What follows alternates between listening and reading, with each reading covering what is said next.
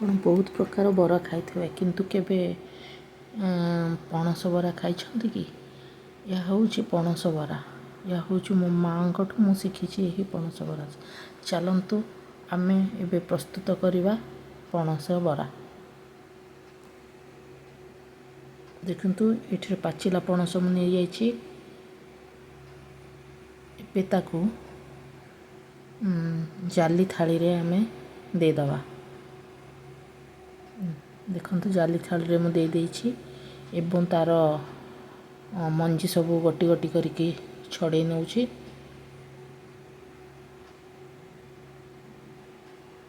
ଆପଣଙ୍କ ଘରେ ଯଦି ଜାଲି ଛାଡ଼ି ନଥିବ ତେବେ ଆପଣ ଚାଲଣି ଦ୍ୱାରା ମଧ୍ୟ କରିପାରିବେ। ପଣସକୁ ଏପରି ଭାବରେ ଘଷି ଘଷି ତା'ର ରସ ବାହାର କରିନେବା।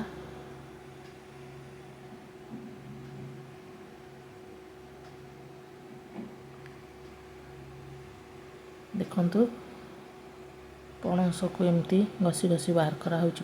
ଦେଖନ୍ତୁ ରସ ପୁରା ବାହାର କଲା। ଏବେ ଦେଖନ୍ତୁ ପଣସର ରସ ବାହାରିଗଲା। ଏବେ ଏଥିରେ ଆମେ ଚାଉଳ ଗୁଣ୍ଡ ମିଶାଇବା। ଚାଉଳ ଗୁଣ୍ଡ ପାଇଁ ପ୍ରଥମେ ଆମେ ଚାଉଳକୁ ଧୋଇ ନେବା।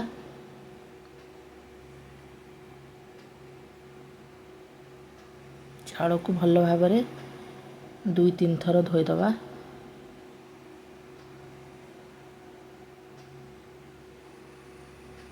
ଏବେ ତାକୁ ଛାଣି ଏକ ଥାଳିରେ ରଖିଦେବା। 1-2 ଘଣ୍ଟା ପାଇଁ ଶୁଖେଇଦେବା। ଆପଣ ଚାହିଁଲେ ଖରାରେ କିମ୍ବା ଫ୍ୟାନ୍ରେ ଶୁଖେଇଦେବେ।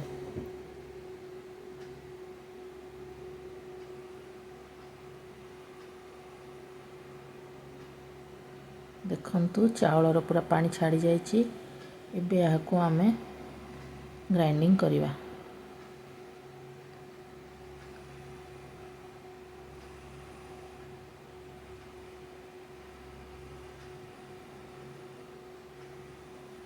ଦେଖନ୍ତୁ ଚାଉଳ ଗୁଣ୍ଡ ଏବେ ଆମର ଗ୍ରାଇଣ୍ଡିଙ୍ଗ ହେଉଛି। ଚାଉଳ ଗୁଣ୍ଡ ରେଡ଼ି। ବର୍ତ୍ତମାନ ବାକି ଚାଉଳ ଯେଉଁ ଅଛି ତାକୁ ମଧ୍ୟ ଆମେ ଗୁଣ୍ଡ କରିଦେବା।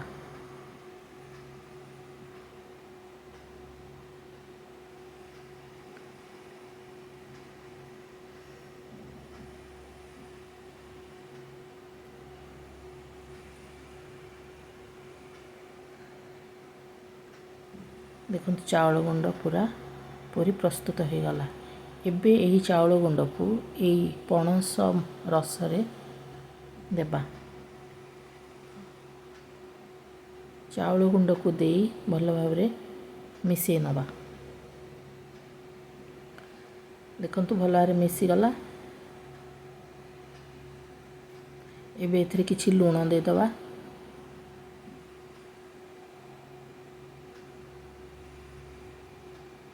କିଛି ପାନମଧୁରୀ ଦେଇଦେବା।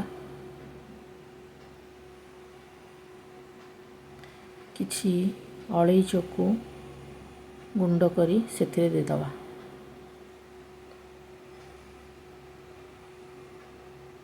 ଏବେ ଦେଖନ୍ତୁ ତେଲ ଗରମ କରିକି ଗୋଟି ଗୋଟି କରିକି ଛାଣିବା। ଏହି ରସରେ ଆପଣ ଯଦି ଅଧିକ ମିଠା ଖାଇବେ ତେଣୁ ଚିନି ବ୍ୟବହାର କରିବେ, କିନ୍ତୁ ଯେହେତୁ ପଣସ ମିଠା ମୁଁ ଏଥିରେ ଚିନିର ବ୍ୟବହାର କରିନାହିଁ। ଦେଖନ୍ତୁ ହାଇ ଫ୍ଲେମ୍ରେ ଜମା ବି ଛାଣିବେ ନାହିଁ, ପୋଡ଼ିଯିବ। ତେଣୁ ମିଡ଼ିୟମ୍ ଫ୍ଲେମ୍ରେ ଏପରି ଭାବରେ ଆପଣ ଛାଣି ନେବେ। ଦେଖନ୍ତୁ ଗୋଲ୍ଡେନ୍ କଲର୍ ହୋଇଗଲେ ଆପଣ ଏହାକୁ ଛାଣି ନେବେ।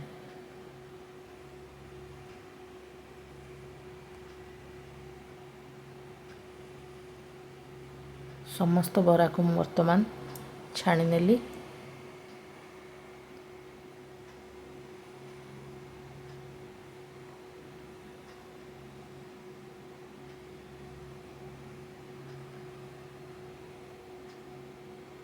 ଦେଖନ୍ତୁ କେତେ ସୁନ୍ଦର ଦେଖାଯାଉଛି। ଏବେ ସମସ୍ତ ବରାକୁ ମୁଁ ଛାଣି ନେଇଛି।